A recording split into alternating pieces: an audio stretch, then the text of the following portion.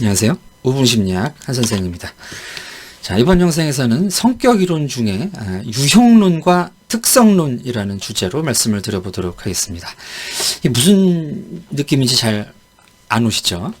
자, 유형론이라는 것은 쉽게 말씀드려서 이제 MBTI 또는 혈액형 성격론 등 이 사람들의 성격을 어떤 유형으로 설명하는 이론을 유형론이라고 합니다. 자, 특성론은 이제 심리학에서 주류 성격 이론으로 받아들여지고 있는 이제 빅5, 5요인 성격 이론. 최근에는 한 요인이 추가돼서 이제 6요인 성격 이론으로 연구가 되고 있는데, 성격이라는 것이 이제 개인의 어떤 고유한 특질이다. 근데 이 특질이라는 것은 이제 좀 타고난 기질적인 부분이 이제 강하다라는 의미가 있습니다. 그래서 한 사람의 성격을 만들어내는 데는 이런 그 개인이 타고난 특질이 어떤 식으로 발현되느냐, 5가지 혹은 6가지 측면에 있어서 어떤 식으로 특질이 발현되느냐, 자, 이 점으로 이제 사람들의 성격을 설명하는 것이 특성론입니다.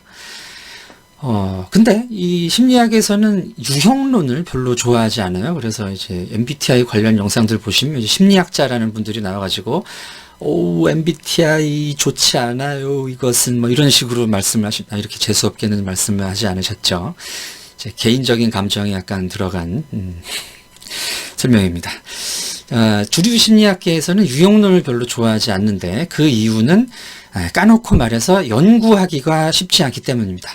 자, 심리학 연구들은 양적 연구라고 실험이라든지 이 설문지 많이 해보셨죠?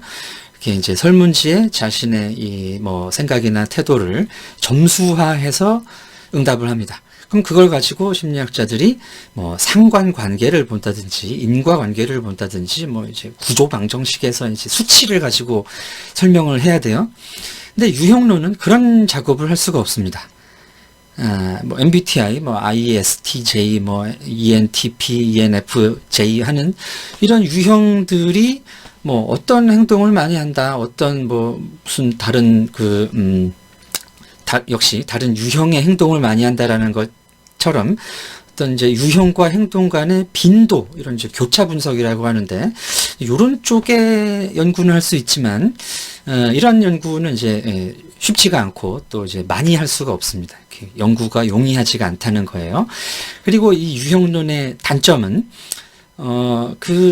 어떤 이제 유형의 정도를, 예를 들어서 MBTI로 말씀드리면 제일 앞에 I와 E가 있지 않습니까? 외향성과 내향성이 있는데, 사실 이제 저는 E예요. E인데 저를 아는 사람들은 네가 E라고? 이런 반응입니다. 왜냐하면 굉장히 좀 말이 없을 때는 또 굉장히 조용하고 한없이 내성적인 측면이 또 있거든요.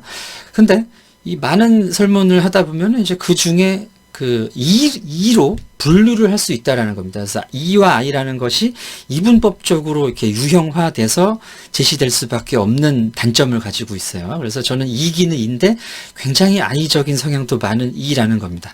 그래서 유형론은 이런 그 I와 E의 정도, 또 뭐 S와 N의 정도, F와 T의 정도, J와 P의 정도를 구분할 수 없이 이걸 딱 그냥 분류해서 이분법적으로밖에 제시해 줄 수 없기 때문에 그 설명에 제한이 있다는 것이죠. 수치화해서 이제 다른 변인들과의 관계를 보여주는데도 이제 한계가 있고, 그래서 이제 주류 심리학자들은 이런 유형론을 꺼리는 것이죠.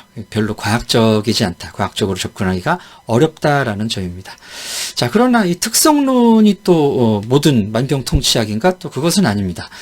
유형론만이 설명할 수 있는 또 성격의 어떤 특질의 유형의 성격의 부분이 있어요. 예를 들어서 이제 문화적 성격을 구분하는 개인주의와 집단주의 같은 것은 이 정도로 또 이 문화를 설명하기가 굉장히 곤란합니다. 예를 들어서 한국과 일본이 어디가 더 개인주의적인가요? 그렇게 보면은 기존의 이 개인주의, 집단주의라는 특성으로 설명을 할 때는 일본이 보다 개인주의적이지 않을까, 이런 생각을 할 수 있는데, 또 다른 어떤 측면, 유형으로 분류할 수 있는 측면에서는 한국 사람들이 더 개인주의적이고 일본 사람들이 더 집단주의적으로 행동하는 부분이 분명히 있습니다.